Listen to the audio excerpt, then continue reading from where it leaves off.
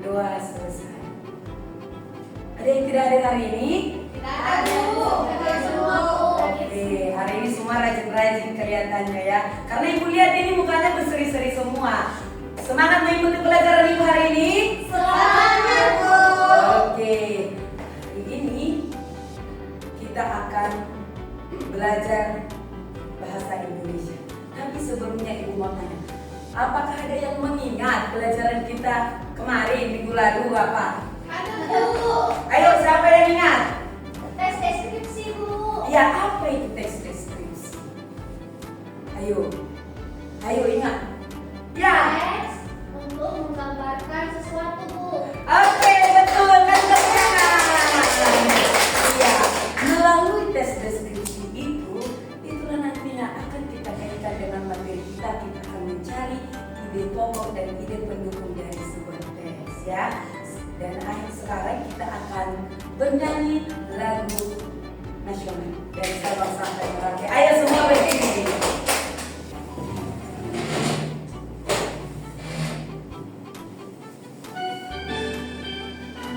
Ayo semua bernyanyi ya.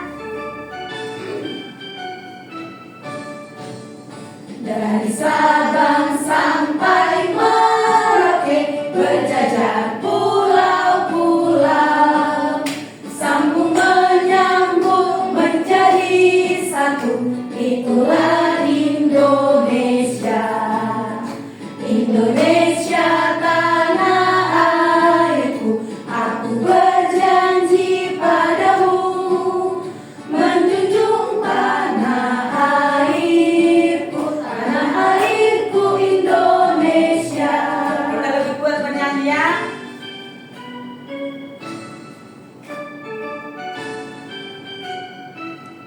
Ayo.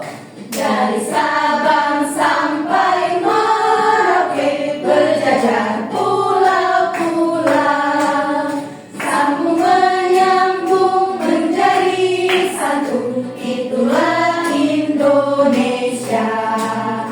Indonesia tanah airku, aku berjanji padamu menjunjung tanah airku Indonesia.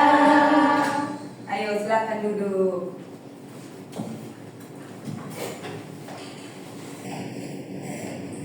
Baik, hari ini kita akan belajar tentang ide pokok dan ide pendukung. Jadi, setelah mempelajari ide pokok dan ide pendukung, anak-anak semua nanti mampu mengidentifikasi dalam sebuah teks yang mana dia ide pokok. Dan juga anak-anak nanti akan mampu mengidentifikasi mana itu ide pendukung dari sebuah paragraf.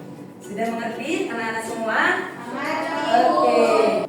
Baik anak-anak, sebelum kita masuk ke dalam materi kita untuk mengidentifikasi ide pokok dan ide pendukung, Ibu akan memberikan kuesioner terlebih dahulu. Silakan diisi menurut budaya masing-masing, menurut pribadi masing-masing. Apa Ya. itu kuesioner, Bu? Ini pertanyaan nanti yang perlu dijawab. Pertanyaan tentang dirimu sendiri. Iya, supaya nanti ibu tahu tas itu suka makan apa. Biar nanti di rumah ibunya makan apa ya. Karena biasanya ibu memasak sesuai dengan selera dari seluruh anggota Bu, keluarga. jawabnya di samping atau di bawah, Bu? Boleh di bawah. Tidak usah contek punya temannya ya. Itu ibu bertanya ke pribadi masing-masing.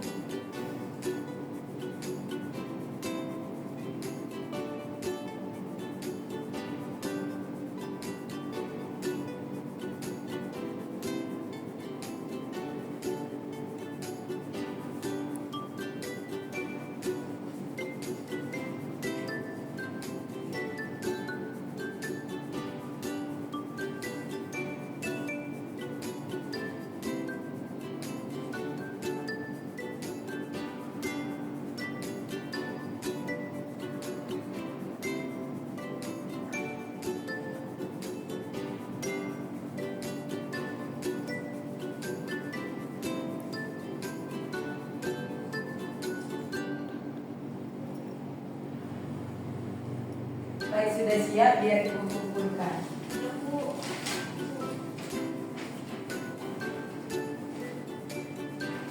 Satu lagi Bu, bentar ya Bu. Ya, ayo siapkan. Ini Bu. Oke, makasih. Kita akan lanjutkan pembelajaran kita. Ibu akan menunjukkan sebuah gambar. Ayo. Apakah kalian tahu gambar apa ini? Ayo, siapa yang tahu gambar apa ini? Iya, Kasa? Gambar orang nari, Bu. Iya, gambar orang menari. Apakah ada yang tahu tarian apa ini? Bu, Ya, Vina? tortor.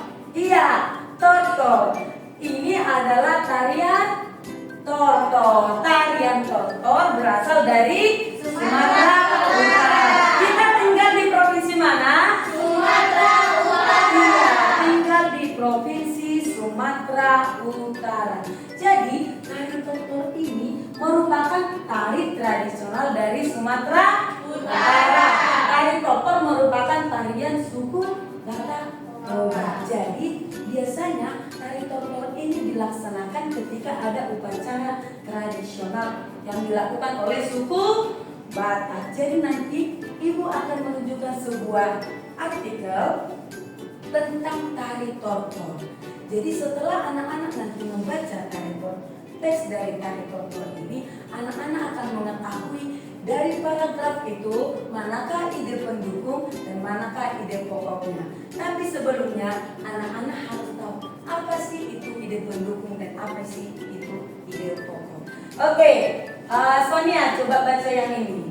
Baik Bu, ide pokok bacaan adalah gagasan utama dari sebuah teks bacaan. Ide pokok biasanya juga disebut dengan gagasan pokok atau utama, pikiran utama atau pokok pikiran. Oke, bagus.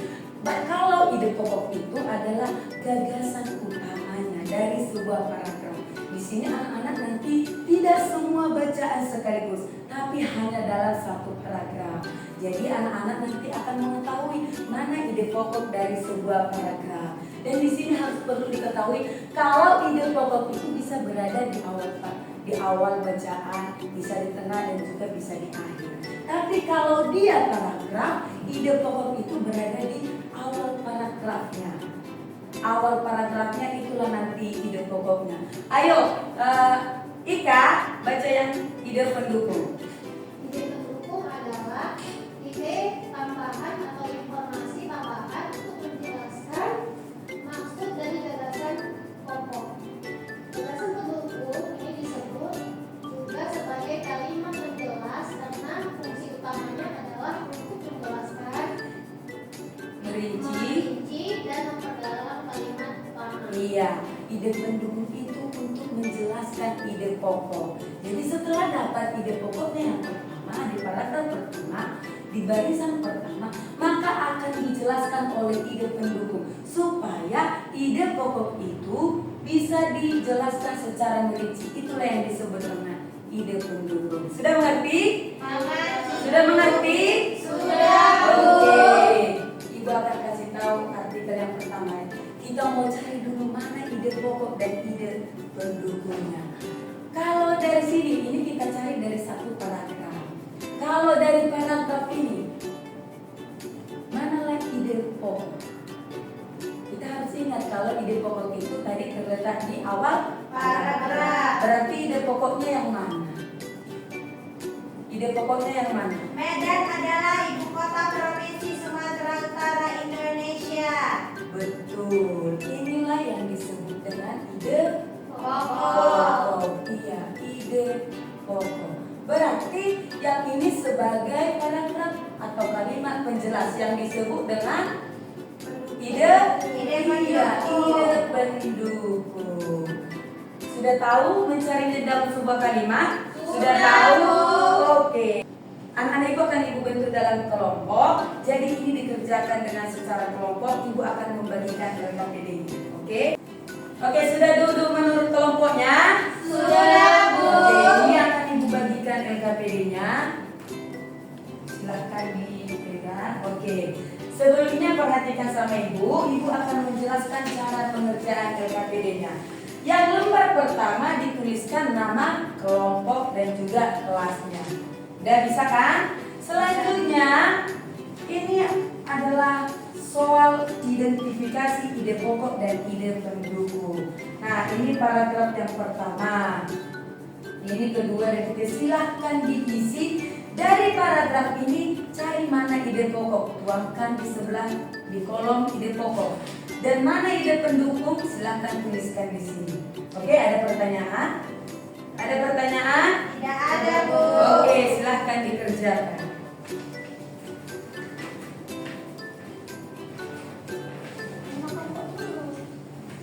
Jangan lupa menulis nama kelompok. Baik, Bu. Ini diskusi kelompok, jadi dikerjakan bersama dengan teman sekelompoknya.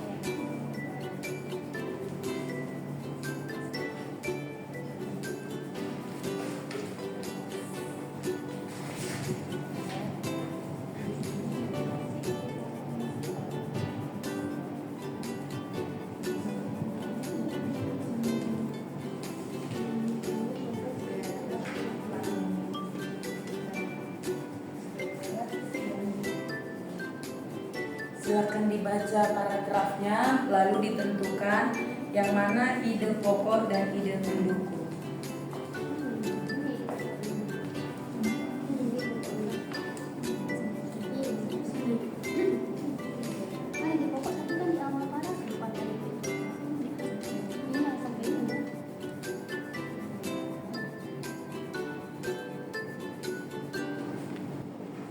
Baik anak-anak ibu, sudah siap mengerjakan tugas kelompoknya? Sudah siap semua? Sudah. Ayo, dari kelompok 1 untuk membacakan hasil diskusinya. Ayo maju ke depan bersama dengan teman kelompoknya.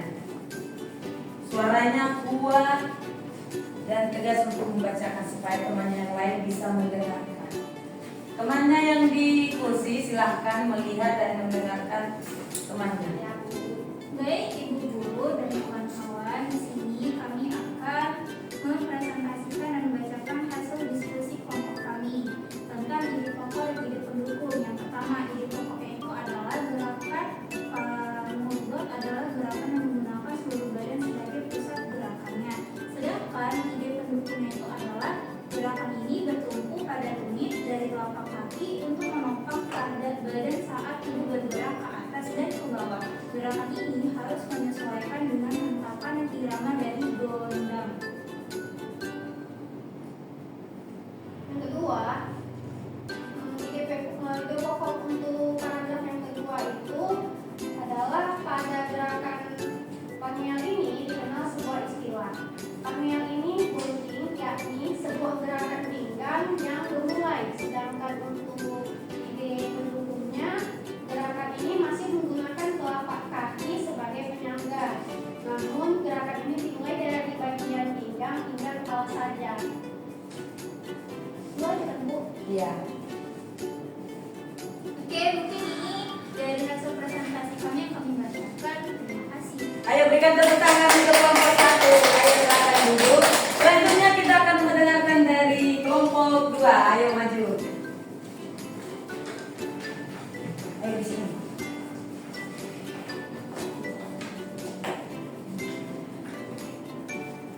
Baik teman-teman, kami dari kelompok 2 ini mempresentasikan hasil kerja kami. Dari teks paragraf tersebut, ide pokoknya adalah gerak siangkupna adalah sebuah gerakan yang berfokus pada bagian leher. Ide pendukungnya adalah meski terdengar mudah, namun gerakan ini harus seirama dengan alunan gondang dan kurbel. Selanjutnya akan dibacakan teman saya. Baik, ide pokoknya adalah gerak mendaniel merupakan gerakan yang memiliki rotasi, dan ide pendukungnya penari akan bergerak secara gemulai dengan seluruh anggota tubuhnya, mulai dari lengan, telapak tangan hingga jari tangan ikut bergerak.